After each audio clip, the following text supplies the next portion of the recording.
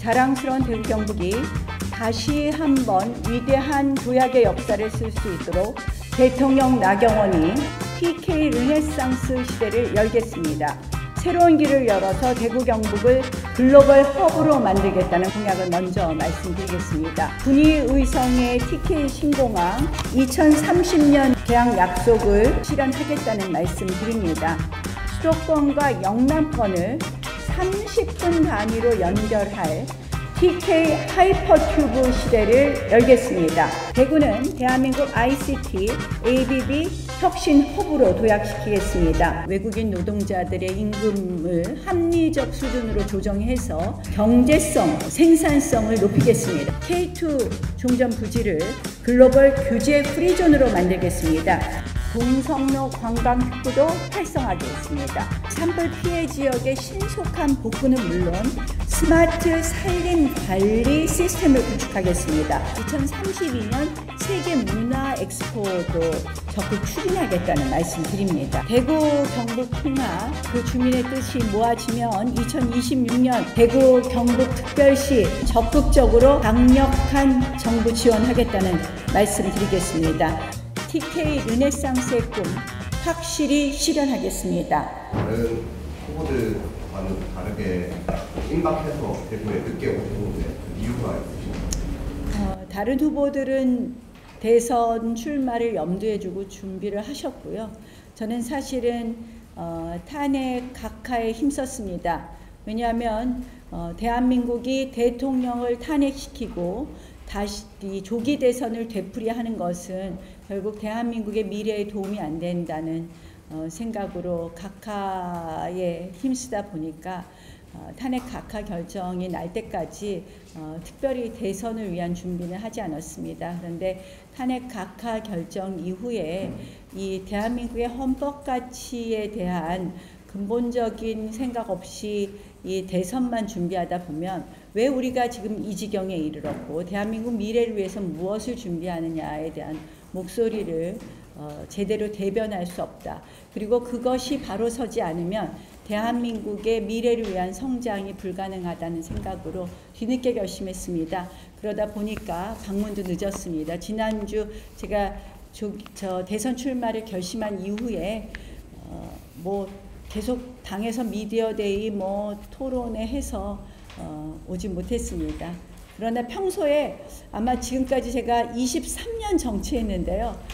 지금 나온 후보들 물론 홍준표 시장님, 이철우 지사님이 있어서 그중에서 제일 많이 대구 방문했다고 말씀은 못 드리겠습니다만 이렇게 대구를 방문한 횟수는 어떤 다른 후보보다 뒤처지지 않고 대구 경북에 대한 현안을 속속들이 아는 부분에 있어서는 제가 뒤처지지 않는다고 감히 말씀드립니다.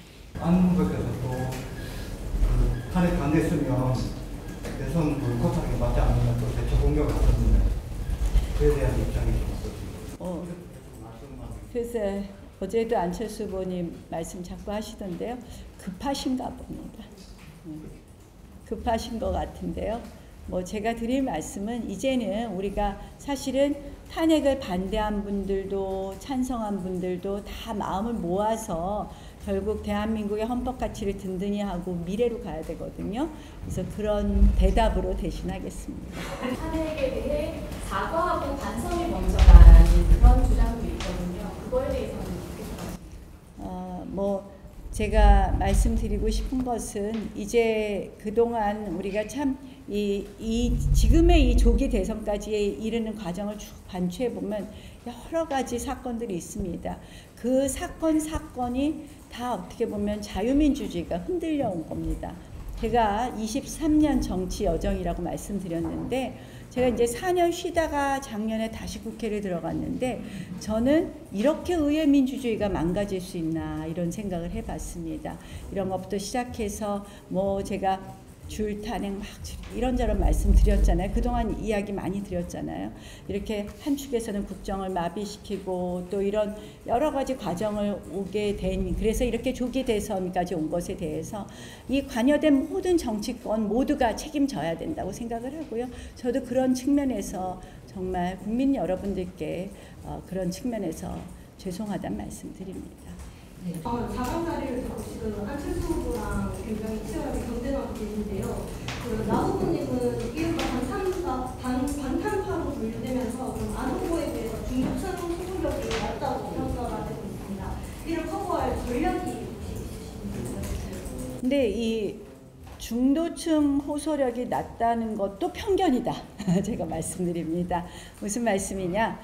중도층은 제가 사실 서울의 험지인 동작구에서, 동작구는 우리 당에게 그렇게 우호적인 지역이 아닙니다. 여러 번 당선되었습니다. 그것이 제가 중도층 호소력이 있다는 것을 반증하는 것이고요. 중도층은 이 어떤 특정 정당에 대한 선호가 강하시지 않은 분들이 중도층이겠죠.